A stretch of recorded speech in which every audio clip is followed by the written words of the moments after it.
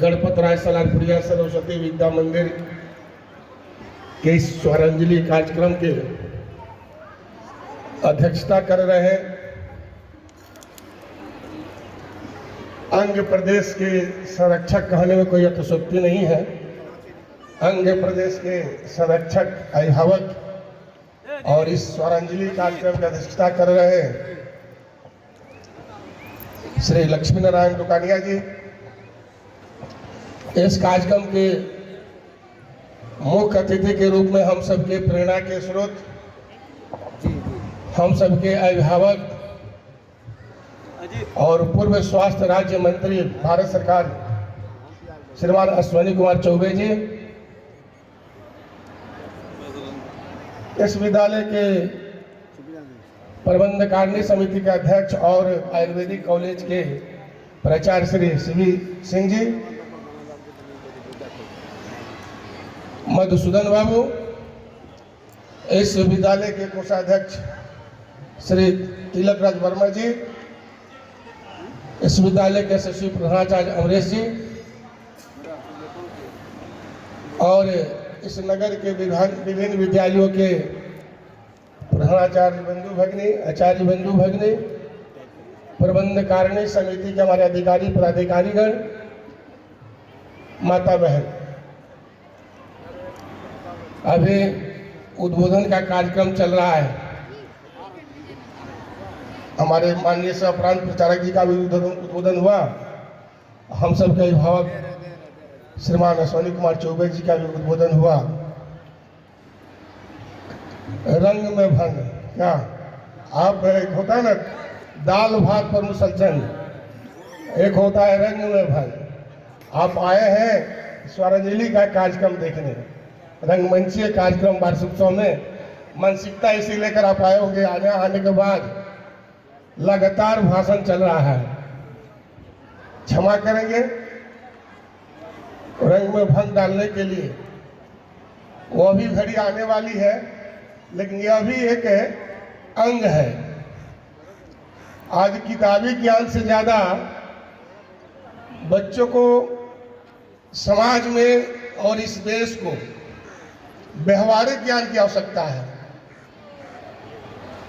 संस्कारित संस्कृति ज्ञान की आवश्यकता है। किताबी ज्ञान तो कहीं मिल जाएगा, अगर संस्कार का ज्ञान है, संस्कृति का ज्ञान है, सामाजिक ज्ञान है, व्यवहारिक ज्ञान है, तो किताबी ज्ञान नहीं रहेगा तभी कोई बात नहीं है। इसलिए यह कार्यक्रम का एक अंग है, प्रबोधन है। इसलिए शायद हमको बहन उसका जो बहन है अवसर दिया है। हमको जो चिट्ठी मिला है उसमें समय नहीं लिखा है। ये भी तय कि हम अनवरत नहीं बोलेंगे, ये भी पक्का से तय है। लेकिन अब आए हैं तो 5 मिनट समय तो लेना बनता है। पटना से आए हैं कहीं 5 मिनट बचे बोलने के लिए और आपका सुनने के लिए, भैया बल की प्रतिभा को देखने के लिए। एक छोटा सा प्रसंग से अपनी बात को 5 मिनट रखूंगा। भारत में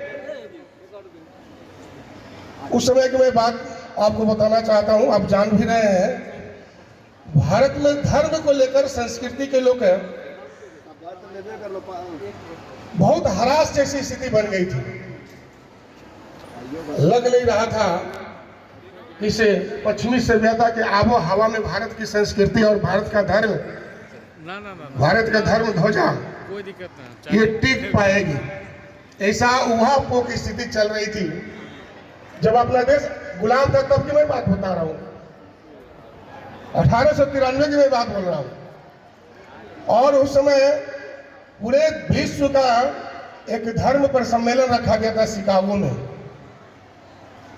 विश्व धर्म सम्मेलन।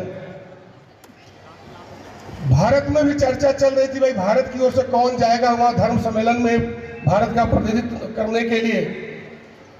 बहुत साधु संत, बहुत महात्मा, बहुत ज्ञानी वैज्ञानिक सबका नाम आ रहा था। विचारों प्रांत ये ध्यान में आया, एक युवा सन्यासी विवेकानंद जी को वहां भेजा जाए। भारत का प्रतिनिधित्व है, भारत के धर्म का प्रतिनिधित्व है। वहां जाकर करेंगे। जब ऐसी सूचना जब है स्वामी विवेकानंद जी को प्राप्त हुई कि हमको जाना है यहाँ से भारत से शिकागो, और शिकागो में जाकर भारत की ओर से धर्म के बारे में, भारत के धर्म और संस्कृति के बारे में अपना विषय रखना है और धर्म ध्वजा को फहराना है वहां जाकर। ऐसा जब विषय आया, इनके कान में आया तो जाने के तैयार हो गए। अब जाने लगे, इनके ध्यान में आया कि मैं वहां जाने के बाद मैं सिद्ध हो पाऊंगा या न हो पाऊंगा, भारत की ध्वजा मैं गाड़ पाऊंगा कि नहीं गाड़ पाऊंगा। एक बार इसका मैं परीक्षा लेते हुए एक आशीर्वाद लेकर मैं चलता हूँ। मैं चलता अपने घर, सन्यासी से घर, सन्यासी को जाना नहीं होता है, लेकिन उन्होंने ये निर्णय किया कि नहीं मैं जा रहा हूँ शिकागो, तो उसमें विजय श्री को प्राप्त करे तो माँ का आशीर्वाद जरूरी है, तो माँ का आशीर्वाद लेकर जाऊंगा। विवेकानंद जी जब अपने माँ के पास घर पर मिलने गए, जिस समय ये घर में प्रवेश किए तो माँ उस समय सब्जी काट रही थी। ध्यान से सुनेंगे, ये समय बीत जाएगा, ये अवसर, ये बात बीत जाएगी, फिर दोबारा कहीं किताब में कम मिलेगी ये बात। तो जब ये विवेकानंद जी जब घर में प्रवेश किए तो माँ उस समय बैठकर सब्जी काट रही थी। माँ की दृष्टि जब पड़ती है विवेकानंद जी पर और विवेकानंद जी की दृष्टि माँ पर, तो माँ समझ गई कि विवेका, उस समय इनका नाम नरेंद्र हुआ करता था, ये नरेंद्र क्यों आया है माँ समझ गई। जो नरेंद्र का निर्माण किया वो माँ क्या नहीं जानती है। जो माँ वैसे छोटे से बालक का जन्म दिया, जन्म देकर कपड़ा तक का पालन पोषण किया, कपड़ा पहनाने तक का पालन पोषण किया, वस्त्र पहनाने का ज्ञान देने का काम किया, वो मन की स्थिति भाप गई। वो सोचे कि आया विवेका, लगता कि ये भारत से बाहर जाएगा और धर्म सम्मेलन में जाएगा, आशीर्वाद लेने आया, ऐसे मन में माँ को आ गया। और इसी भाव से वो गए थे। जैसे एक दूसरे पर दृष्टि पड़ती है तो माँ कहती है, नरेंद्र अरे तू आशीर्वाद लेने आया है, पहले जाओ, पहले रसोई घर में जाओ, वहां छुरी रखे हैं सब्जी काटने वाला, उसको उठा लाओ। नरेंद्र जी पीछे मुड़ गए। जैसे रसोई घर में छुरी लाने के लिए तो छुरी होती है ना, एक तरफ वो काटने वाली जो छुरी होती है, एक तरफ वो काठ का बेट लगा हुआ था, हम लोग बेट बोलते हैं, एक तरफ धार रहता है। तो नरेंद्र गए, छुरी को उठाए तो धार की तरफ अपने ऐसे पकड़े छुरी को और माँ के पास लाकर उसे छुरी को बढ़ाए, यानी धार पर अपने हाथ रखे और काठ का जो बेट है वो माँ के तरफ बढ़ाए हुए। माँ मुस्कुराने लगी, मुस्कुराकर छुरी को पकड़ी, और बेटा जाओ विजयी भव, तुम जहां जा रहे हो उसके काबिल तुम्हारा निर्माण हो गया है। माँ सिर्फ छुरी आदान प्रदान के क्रम में वो समझ गई, मेरा बेटा धर्म संसद में जा रहा है, धर्म सम्मेलन में जा रहा है, वहां जाकर धर्म की पताका फहराएगा, उसके काबिल इस हो गया है विजयी भव। परिणाम आपके सामने में वो कथा, 7 दिन का उनका भाषण, जहां 5 मिनट के भी गुंजाइश नहीं था, वो 7 दिन तक चलते रह गया और 1 कदम से 21 कदम तक दर्शक घसकते गए और पीछे हटते गए। वो 7 दिन तक चलते रहा। वह अलग है। मेरा यही तक का यहाँ जो भाषण में जो बोलना है उसमें इसका उपयोग इतना ही का है। तो हम माँ समझ गए कि ये हमारे यहाँ ये नरेंद्र जो है ये वहां धर्मसभा में जाकर भारत का पताका लहराएगा। वही काम शिशु मंदिर आज कर रहा है, वही काम, वही शिक्षा शिशु मंदिर के द्वारा दिया जा रहा है। यही से इसको रोकते हैं। एक और हमारे अश्वनी चचा जी आए थे, रामायण और महाभारत के बड़ी जानकार व्यक्ति है, मेरा भी पल्ला कभी कहीं पड़ता है। तो एक मैं कई बार बताया हूं, फिर लगता है कि अभी कहना चाहिए, वो कह कर गए तो उनको थोड़ा जोड़ना चाहिए। भगवान राम, एक प्रसंग ध्यान रखिएगा, मैं कहाँ लाकर छोड़ा हूं नरेंद्र का। भगवान राम का कल राज्याभिषेक होना है और आज रात्रि में पिता दशरथ जी बताते हैं कि राम तुम्हारा कल राज्याभिषेक नहीं होगा, तुमको 14 वर्ष का वनवास होगा। जहां मृदंग बज रहा था, जहां पूरा अयोध्या वासी जो है रंग गुलाल खेल रहे थे, चारों तरफ मृदंग बज रहा था कि कल राम का राज्याभिषेक होना है, वहां रात भर पलट गया पासा, सुबह में हुआ कि नहीं 14 वर्ष के लिए वनवास जाना है। भगवान राम कहे कि इसमें देरी कहाँ है, पिताजी क्या क्या ये सिरोताज जाने की तैयारी होने लगी। ये जानकारी जब माँ सीता को जब मिली, माँ सीता दौड़े दौड़े आई, कही प्रभु आप कहाँ जा रहे हैं, हम क्या सुन रहे हैं? तो जो सुन रही हो सत्य सुन रही हो, मैं बन जा रहा हूं। तो मैं यहाँ अकेले कैसे रहूंगी, मुझे भी लेकर चलिए। भगवान राम कहते हैं कि सीते वनवास मेरा हुआ है, तुम्हारा नहीं हुआ है, इसलिए मुझे जाने दो। बहुत जिद करने के बाद, माता के बहुत जिद करने के बाद भगवान की स्वीकृति में चलो तुम भी चलो, वो साथ हो जाती है। तब तक भाई लखनलाल जी को भी जानकारी मिलती, भैया वनवास जा रहे हैं। वो भी दौड़े दौड़े आते हैं, भैया राम के बिना लक्ष्मण नहीं, या लक्ष्मण के बिना राम नहीं, इसलिए मैं भी आपके साथ चलूंगा। तो भाई मेरा वनवास हुआ, तुम्हारा तो हुआ नहीं है,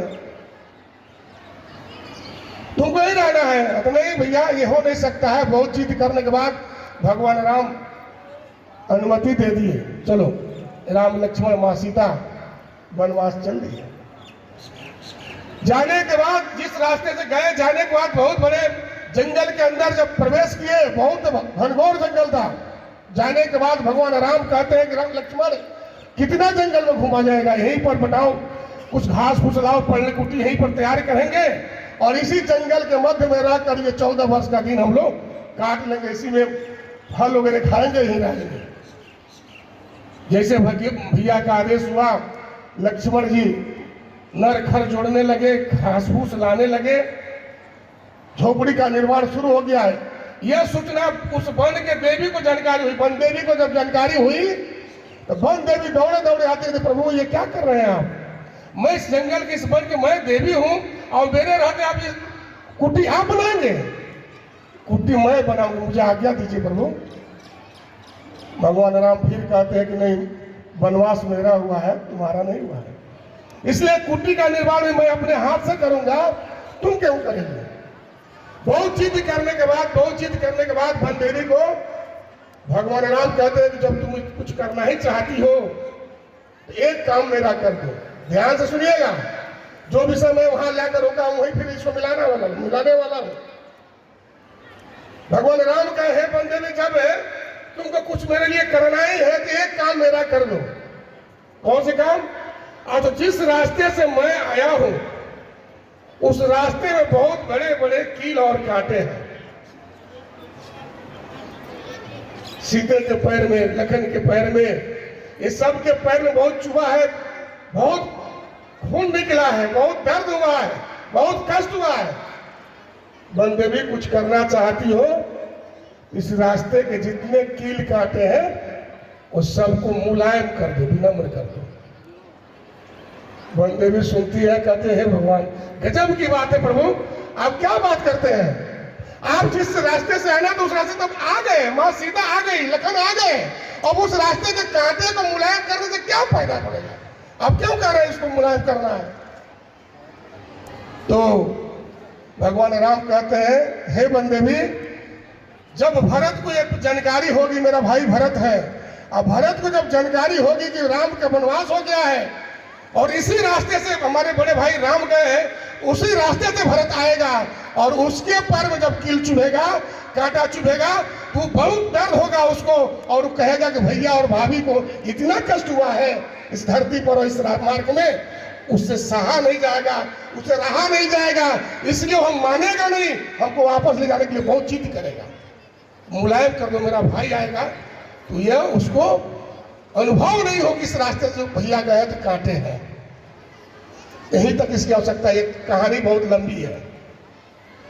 विद्या भारती अखिल भारतीय शिक्षा संस्थान की प्रांतीय इकाई जो भारतीय शिक्षा समिति है, शिशु शिक्षा समिति है, विद्या भारती जो एक संस्थान है, आज 1925 से यही काम कर रही है।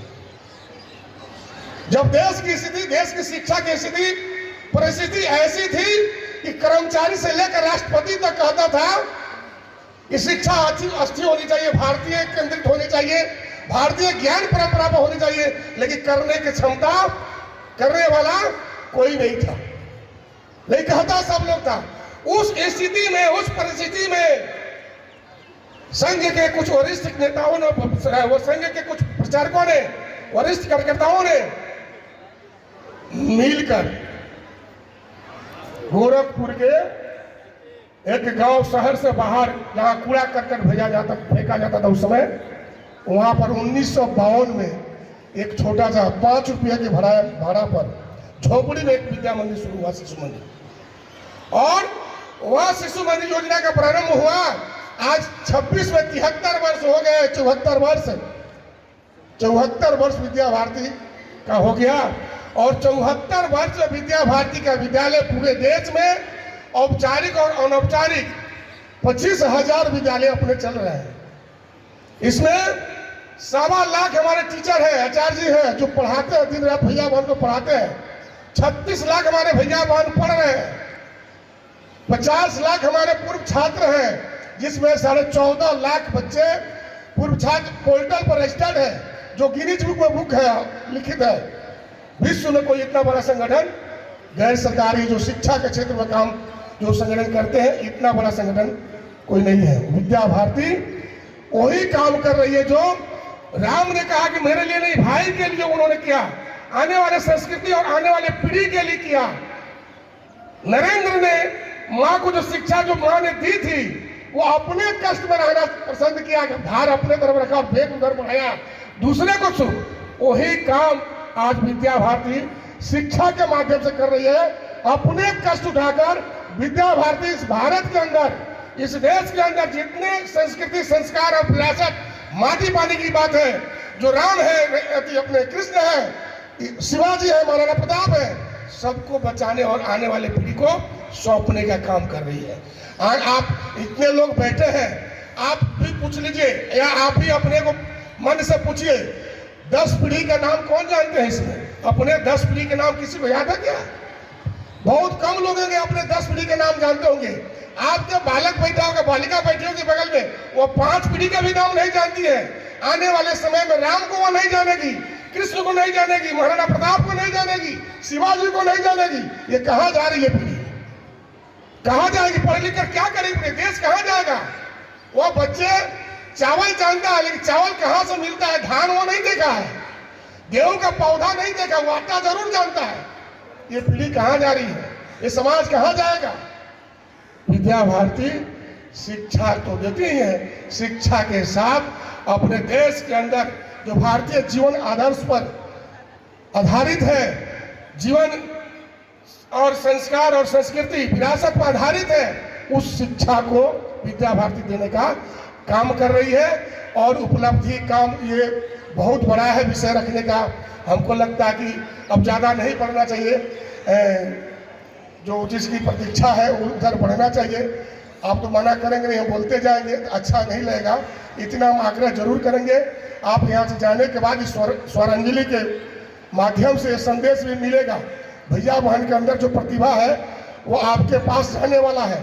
और आपने जो प्रतिभा भैया बहन को दी है, विद्यालय ने जो दिया है, वो दोनों को समेकित रूप से इस समाज का निर्माण करेगा। आज हम सभी देखेंगे, मनोरंजन के साथ साथ आगे आने वाली पीढ़ी का निर्माण करेंगे। ऐसा सब विषय उसमें से संग्रह कर लेकर जाएंगे। इतना निवेदन करके मैं बात पूर्ण करता हूँ। भारत माता की जय।